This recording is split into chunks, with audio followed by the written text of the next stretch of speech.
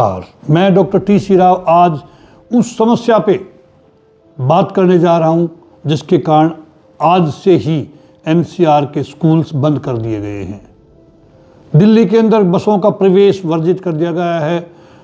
केवल जरूरी सामान लेकर ही ट्रक दिल्ली में अलाउड किए जा रहे हैं। कंस्ट्रक्शन का काम पूरे एनसीआर में बैन कर दिया गया। जनरेटर के यूज़ पे बैन लगा दिया गया। कारण है AQI का बढ़ना। AQI means air quality index, जिसको जगह जगह ये इसके मेजर करने के इंस्ट्रूमेंट लगाए गए हैं। हरियाणा के अंदर खासकर जींद और सिरसा के अंदर AQI इतना बढ़ गया जो हम सोच नहीं सकते। फरीदाबाद, गुड़गांव, दिल्ली वो तो है ही, बिकॉज हम एनसीआर में हैं। आज मैं बात करूंगा इस मुद्दे के ऊपर ताकि हम सब लोगों को पता लगे क्या कारण है, हम क्या पहल कर सकते हैं, सरकार को क्या पहल करनी चाहिए और सरकार और हम मिलकर के दोनों मिलकर क्या कर सकते हैं ताकि हमारा AQI डाउन आ जाए, सांस लेने में दिक्कत ना हो। नहीं तो बच्चों को और बुजुर्गों को खास करके बहुत समस्या होने वाली है। लोगों ने मॉर्निंग वॉक करना बंद कर दिया है। राष्ट्रीय राजधानी क्षेत्र जैसे क्षेत्र में वायु गुणवत्ता में सुधार और प्रदूषण से निपटने के लिए सरकार और व्यक्ति दोनों के सामूहिक प्रयास की आवश्यकता है। दोस्तों, अकेले सरकार पे हम डिपेंड रहेंगे और हम कुछ ना करें, कोई फायदा नहीं है। यहाँ 20 कदम या मैं 20 स्टेप्स दे रहा हूँ आपको जो बहुत इम्पोर्टेंट है, जो हमें लेने चाहिए, जिसमें सरकार भी शामिल है, हम भी शामिल हैं और दोनों का सामूहिक प्रयास भी शामिल है। 400 से इस AQI को नीचे कैसे लाएं? गुड़गांव, दिल्ली में कई जगह 400 को टच कर गया है, ग्रेड 3 लग गया है। इसको हम कैसे रोकें, क्या उपाय कर सकते हैं, इस पर बात करेंगे। सरकार की पहल क्या होनी चाहिए इस AQI को डाउन लाने के लिए? उद्योगों, वाहनों और बिजली संयंत्रों के लिए सख्त उत्सर्जन मानकों को लागू करेगी सरकार। नवीकरणीय ऊर्जा स्रोतों के उपयोग को बढ़ावा देना और फ्यूल बेस्ड ईंधन के उपयोग को कम करना शुरू करे। निजी वाहन के उपयोग को कम करने के लिए सार्वजनिक परिवहन बुनियादी ढांचे में निवेश करें। पब्लिक ट्रांसपोर्ट को बढ़ावा दें और बसें खरीदें, मेट्रो को बढ़ाएं और जो अभी जो चल रही हैं उनके ऊपर हमारी सरकार ध्यान दे। प्रदूषण नियंत्रण नियमों का अनुपालन सुनिश्चित करने के लिए औद्योगिक इकाइयों का नियमित निरीक्षण तथा ऑडिट करते रहें। ऐसी इंडस्ट्रीज जहाँ से धुआं निकलता हो, स्मोक एमिशन होती हो, उनको कुछ दिन के लिए बंद करवा दें। पूरे एनसीआर में वायु गुणवत्ता निगरानी स्टेशन स्थापित करें और वास्तविक समय डेटा को सार्वजनिक रूप से सुलभ बनाएं। प्रदूषण फैलाने वालों के लिए सख्त दंड लागू करें और जनता द्वारा उल्लंघनों की रिपोर्टिंग को प्रोत्साहित करें ताकि जनता अवेयर हो। कृषि अवशेषों एवं ठोस अपशिष्टों को जलाने पर नियंत्रण हेतु प्रभावी उपाय लागू करें। सबसे बड़ी प्रॉब्लम आज यही है। धान का और सरसों के जो खेती का जो अवशेष है उसको लोग जलाते हैं, उस पे कैसे कंट्रोल किया जाए। खूब पेनल्टी लगा ली, खूब इंसेंटिव दे दिए उनको। घरों में विशेषकर कम आय वाले क्षेत्रों में स्वच्छ खाना पकाने वाले ईंधन और प्रौद्योगिकियों के उपयोग को बढ़ावा दें। प्रदूषण के क्षेत्रीय स्रोतों को संबोधित करने के लिए पड़ोसी राज्यों और केंद्रीय एजेंसियों के साथ सहयोग करें। पॉल्यूशन कंट्रोल के ऊपर ध्यान दें, हमारी सरकार उसको लागू करवाए। व्यक्तिगत हमारा क्या सहयोग हो सकता है इस AQI को डाउन लेके आने में, अपने जलवायु को, वातावरण को अच्छा बनाने में। निजी वाहनों का उपयोग कम करें और कार पूलिंग सिस्टम शुरू करें। सार्वजनिक परिवहन पे सरकार ध्यान दे रही है, हम भी कोशिश करें कि कार पूलिंग लेकर के अपना बस से सफ़र करें। साइकिल चलाने वाले विकल्प चुनें। हर आदमी घर से कार लेकर निकलेगा तो पोल्यूशन होगा ही होगा। पटाखों का उपयोग कम से कम करें और अपशिष्ट पदार्थों को जलाने से बचें। दिवाली आने वाली है दोस्तों, जरूरी नहीं है पटाखे छुड़ा करके हम खुशी मनाएं।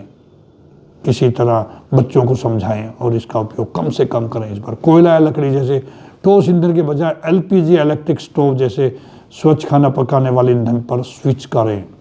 हम कोशिश करें गाँव में खास करके आज के दिन भी लकड़ी और कोयला या गोबर के बनते हैं उनको हम यूज़ करते हैं, उन पे भी हम कंट्रोल करें। गांव में हर घरों में बिजली है, हर घर में एलपीजी कनेक्शन है, इतने डिपो खुले हुए हैं। वाहनों का नियमित रखरखाव करें और सुनिश्चित करें कि वे उत्सर्जन मानकों को पूरा करते हो। उनका पॉल्यूशन चेक बार बार करवाएं, उनका मेंटेनेंस कराएं, बार बार जब सर्विस ड्यू होती सर्विस कराएं। पेड़ लगाने और हरित स्थान बनाने के लिए सामुदायिक पहल का समर्थन करें और उसमें भाग लें। दोस्तों, मैं खुद हर साल हजारों पेड़ लगाता हूँ, पर्यावरण प्रेमी हूँ मैंने अभी हाल में एक पुस्तक भी इसके ऊपर लिखी है, सेव द प्लैनेट, जो 250 पेज की पुस्तक है। उसमें भी हमने वातावरण को, क्लाइमेट चेंज को, ग्लोबल वार्मिंग को कैसे कंट्रोल में लाना है, कैसे हम उनको कॉम्बैट करें, कैसे उनको हम संभाल के रखें ताकि इकोलॉजिकल बैलेंस बना रहे वातावरण में, जलवायु में। बिजली की खपत कम करने के लिए ऊर्जा कुशल उपकरणों और प्रथाओं का प्रयोग करें।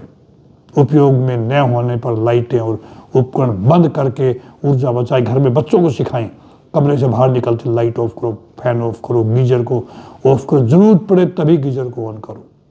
कचरे का उचित निपटान करें और जब भी संभव हो उसका पुनर्चक्रण करें, रिसाइकलिंग ऑफ द वेस्टेज। दैनिक गतिविधियों में पर्यावरण अनुकूल विकल्पों को चुनें, जैसे प्लास्टिक बैग के बजाय कपड़े के बैग या पेपर के बैग का हम इस्तेमाल करें। प्रदूषण कम करने के महत्व के बारे में दोस्तों, परिवार और पड़ोसियों को शिक्षित करें और जागरूकता बढ़ाएं। जैसे मैं प्रयास कर रहा हूं अपने भाइयों को, अपने परिवारजनों को शिक्षित करने की कि हम क्या सहयोग कर सकते हैं। अब दोनों मिलकर के, सरकार और हम इंडिविजुअली मिलकर के क्या प्रयास कर सकते हैं, उन कुछ मुद्दों पे बात करेंगे। वायु प्रदूषण के कारणों और परिणामों के बारे में जनता को शिक्षित करने के लिए कार्यशालाएं और सेमिनार आयोजित करें। दोस्तों, स्कूलों, कॉलेज और कार्यस्थलों में टिकाऊ प्रथाओं को अपनाने को प्रोत्साहित करें, बच्चों को मोटिवेट करें। पर्यावरण संरक्षण की दिशा में काम करने वाले गैर सरकारी संगठनों का समर्थन करना और उनसे जुड़ना। बहुत एनजीओ जो इसके लिए काम कर रही हैं आज, हम उनकी बातों पर ध्यान दें। कोई नुक्कड़ सभा करके, कोई कैसे, कोई कॉलेज में, कोई स्कूल में, कोई सुबह सुबह पार्कों में भी ये पर्यावरण प्रेमी जा करके, एनजीओज के लोग जा करके लोगों को शिक्षित करने की कोशिश करते हैं। उनकी बातों को ध्यान से सुने। स्थानीय और राष्ट्रीय स्तर पर सख्त पर्यावरण नियमों और नीतियों की वकालत करें। हम प्रदूषण को कम करने के प्रति व्यक्तियों और समुदायों के बीच जिम्मेदारी और स्वायत्तता की भावना को बढ़ावा दें। ये ध्यान रखना महत्वपूर्ण है दोस्तों कि वायु प्रदूषण से निपटने के लिए सभी हितधारकों की ओर से लगातार और दीर्घकालिक प्रयासों की आवश्यकता आज हमारे देश में, आज हमारे राज्य में, आज हमारे शहर में, आज हमारे गांव में। मैं जो आपको सुझाव दिए हैं, इन पे अगर हम ठीक काम करेंगे तो मुझे पूरी उम्मीद है कि हम AQI को कंट्रोल में ले पाएंगे। मेरे से आप थोड़े से भिन्न हो सकते हैं, लेकिन जो बातें बताइए, मूल बातें बताइए मैंने, इससे आप जरूर सहमत होंगे और आप भी जन जागरण करेंगे। अगल बगल में बच्चों को, महिलाओं को, बुजुर्गों को आप बताएंगे, ताकि हमारा जीना, हमारा सांस लेना आगे आने वाले दिनों में दिक्कत में ना पड़े। बच्चों को अस्थमा, बुजुर्गों को अस्थमेटिक अटैक आएंगे, बहुत मौतें हो जाएंगी। इन सब की बातों के साथ में मैं आपसे निवेदन करता हूँ कि इन पे आप जरूर ध्यान देना। और मैं चाहूँगा कि आप जैसे मैं वीडियो बना रहा हूँ, ऐसे ही आप खड़े होकर के कैसे भी लोगों तक पहुँचो, लोगों को बताओ इसका महत्व क्या है और हम कैसे AQI को कम कर सकते हैं, अपने वातावरण को स्वच्छ बना सकते हैं, क्लाइमेट चेंज, ग्लोबल वार्मिंग को कैसे कंट्रोल में ला सकते हैं। हमारी भारत सरकार, श्री भूपेंद्र यादव जी इसके मंत्री हैं, बहुत प्रयास कर रहे हैं। G20 के अंदर यहाँ पे बहुत कंट्रीज ने मिलकर संकल्प लिया था इसके ऊपर, उसी दिशा में बहुत प्रयास हो रहे। इलेक्ट्रिक व्हीकल्स पे फोकस, नितिन गडकरी जी बार बार कितने इंसेंटिव दे रहे हैं इलेक्ट्रिक व्हीकल मैन्युफैक्चरिंग कंपनीज को भी और जो ग्राहक खरीद रहा है उसको भी। इन्हीं बातों के साथ दोस्तों, नमस्कार, जय हिंद।